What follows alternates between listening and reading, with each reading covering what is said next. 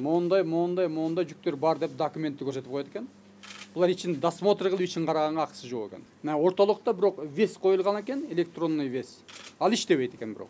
Булар текшерди, скажем, 100 машинаны. А веске барганда 30 машина болуп калат экен. Себеби 1,5 километрдин ичинде ар кандай жолдор бар да. Мына весе говоритчиге мына веси ушул жерде экен.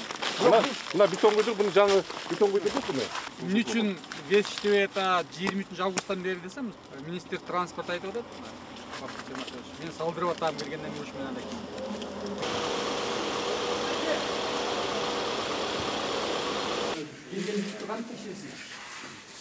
Башта киргенин үчүн иске сканирование үчүн коюлу элек. Сканер жок бизде. КамАздын ичи толтура жүк турса. КамАздын оозун ачканда коробкаларды жийип койсо, ичинде сигареттер, пачка сигарет. Бирок мүмкүн ал жакта башка бир коркунучтуу товарлар барды. Мисалга айтып атам да. Аны сиздер досмотр кылбайт экенсиңер.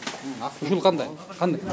Основной документтер менен келишет да бизге. Предоставляют предназначенные документы на груз.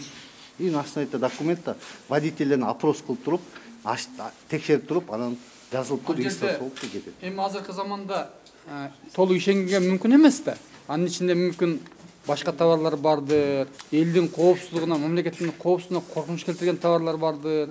Аларды караганга сиздерде мүмкүнчүлүк жок экен да технически.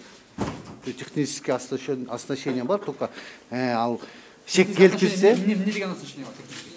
специальный досмотр транспортный средств, шек келтирсе, бияка баңгизде бирдеме неметсе, ошол учурда биз досмотр кылабыз да. Сопроводительный документ деп атпайбы, кошумча алып келген водительдин берген документтеринде жазылган маалымат менен автомобилдин ичиндеги маалымат төп келдиби же келбейдиби деп тактайт. Ал ошол дароо налог службасына чагылдырылыш керек тиги жерден.